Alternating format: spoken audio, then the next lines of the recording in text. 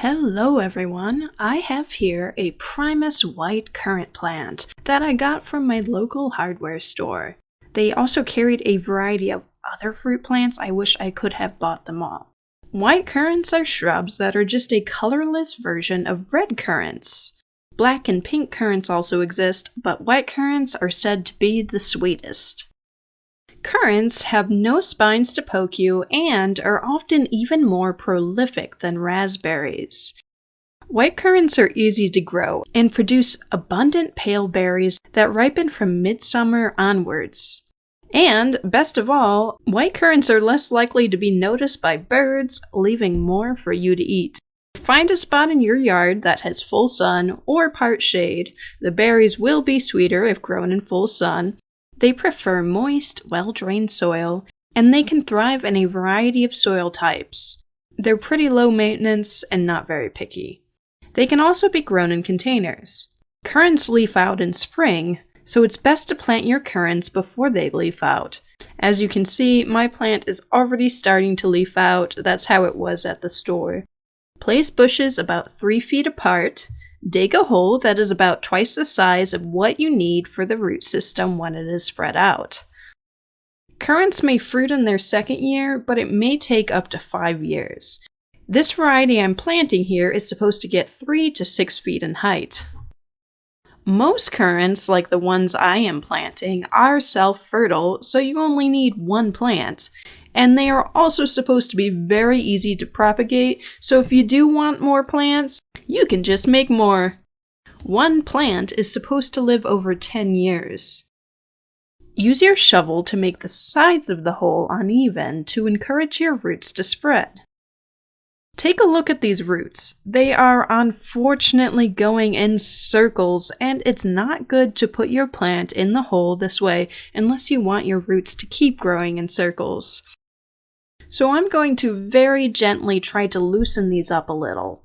Unfortunately, they are wound very tight. Okay, so here I managed to spread the roots out a bit, and boy, are they long. I'm going to expand my hole a bit to loosen up the dirt, but luckily this area of my yard has very loose soil, so I'm confident that the roots will be able to spread easily. I'm going to water it in some before I put the soil in so that the water goes straight to the roots. Make sure to break up the soil before you put it back. Then firm the soil so there are no air pockets that will dry the roots out. Keep your recently planted currant bush really well watered. Lastly, be sure to mulch with something that will eventually rot down and feed the soil. Mulch will suppress weeds and keep in moisture. I'm using some leaves that are conveniently right next to me. Thank you, nature. Keep the mulch away from the main stem so it doesn't rot. White currants grow on a short stem or leg from which lateral branches spread out.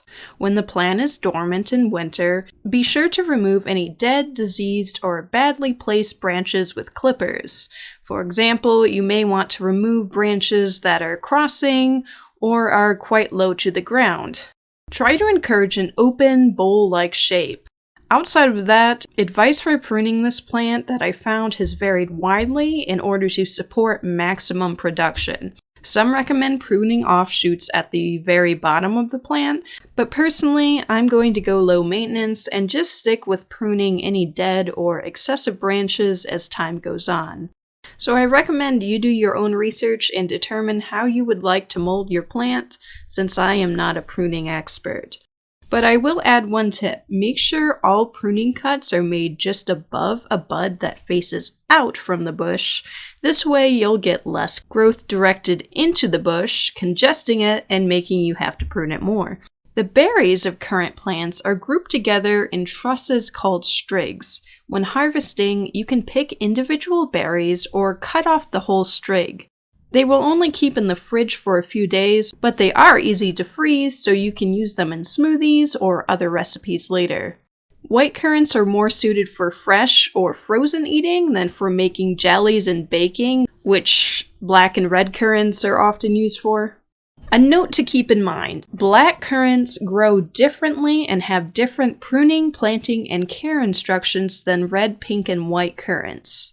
So if you are planting black currants, be sure to seek out the proper care information specific to black currants.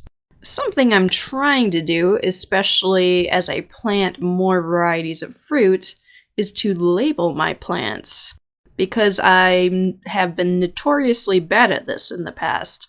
So I've been trying the writing on rocks method. I believe it was suggested in one of Grow Veg's videos, and I must say it is working out quite well.